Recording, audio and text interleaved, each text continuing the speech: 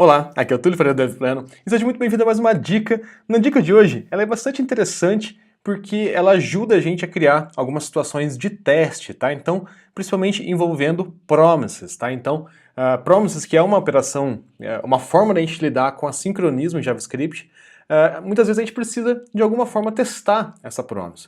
Então, imagina o seguinte cenário, vamos supor que eu quero construir uma função readDir aqui, e eu vou promisificar ela, então eu vou importar aqui o fs, né, que é comum a gente fazer utilizando o fs para a gente ler o diretório, e aí a gente vai falar qual que é o path, e aí eu vou criar uma nova promise aqui, que retorna, né, uma arrow function, aliás, que retorna uma promise, e aí eu tenho um resolve e um reject aqui. Tá, então, imagine que eu tenho esse seguinte cenário, e aí aqui eu vou chamar, né, o meu código efetivamente, fs.readDir, qual que é o path que eu quero, que está aqui em cima, né, é esse path, e aí no meu callback, ele pode acontecer um erro, ou pode acontecer a lista de arquivos. E aí a gente tem, se deu erro, a gente vai rejeitar, passando o erro, ou não, né, então se não deu erro, a gente pode dar um resolve e passar a lista de arquivos. Bom, até aqui tudo bem, mas olha só, imagina que a gente tem uma outra função, aqui, const func_a, que é o seguinte, ela recebe um path também, e ela é assíncrona, tá? Então, a gente já está usando aqui um pouquinho de JavaScript mais novo. Então, ela já é assíncrona, e aí a gente faz o seguinte, const list igual await readDir, no path que eu quiser, e aí eu dou um console log list. Mas olha só o seguinte, se a gente quisesse, por exemplo, testar essa função, a gente rodaria aqui func_a, e olha só o que vai acontecer. Então, node, qual que é o nome que eu dei aqui? Promise constante.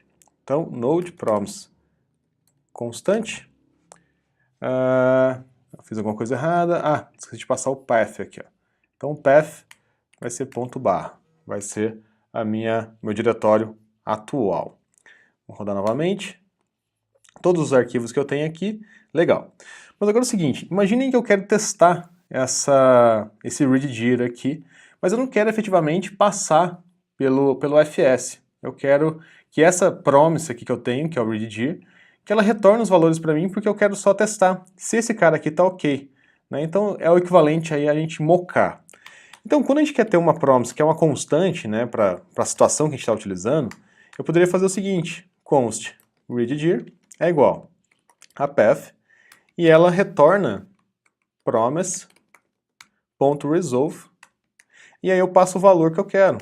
Então, arquivo 1.txt, por exemplo, e arquivo 2.txt. E se a gente rodar aqui agora, vamos rodar novamente.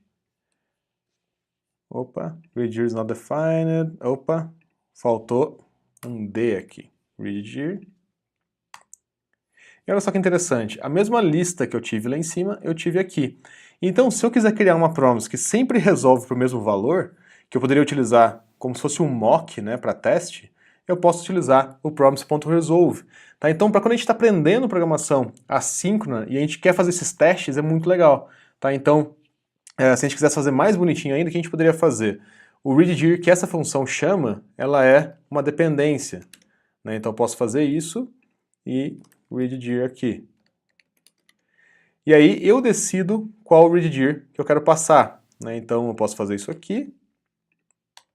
E aí eu coloco o readDir real, readDir mock. E aí eu posso chamar a função aqui com o readDir real ou com o readDir mocado. E olha só que legal, vai funcionar os dois certinhos, tá? Então, é muito bacana essa possibilidade que a gente tem de mocar, né? Então, praticamente que simular o que uma promise iria retornar, caso ela retornasse, né? Então, nesse caso aqui ela não está retornando, e acaba, nesse caso aqui, ainda vai para o event loop, né? Então, a gente ainda torna o código mais assíncrono, né? Então ele faz esse código ser rodado na próxima iteração do Event Loop. Pessoal, então a dica de hoje é como que a gente consegue fazer uma promise que sempre resolve para um valor, né? Então se eu quiser criar uma promise de teste, por exemplo, eu posso fazer dessa forma aqui, tá? Então é bastante interessante. Se você gostou desse vídeo, não deixe de curtir, comentar aqui. Além disso, pessoal, a gente está fazendo o Full Stack Academy, tá? Que está imperdível, então não sei quando você está assistindo esse vídeo, pode ser que você consegue assistir já na versão que a gente está hoje. Se não tiver, vai ter um link aqui embaixo para você fazer a sua inscrição. A gente vai te avisar assim que a gente abrir uma nova turma do Full Stack Academy, do Full Stack Master. Mas não deixa de participar, que dá para aprender muito JavaScript, dá para aprender muito sobre o mundo Full Stack durante o nosso Full Stack Academy e o Full Stack Master, que é o nosso curso Premium. Além disso, se você não se inscreveu no canal ainda, aproveita para se inscrever, clica no sininho para você receber sempre as últimas novidades aí. Vai em facebook.com/devpleno, curte e segue a gente lá também.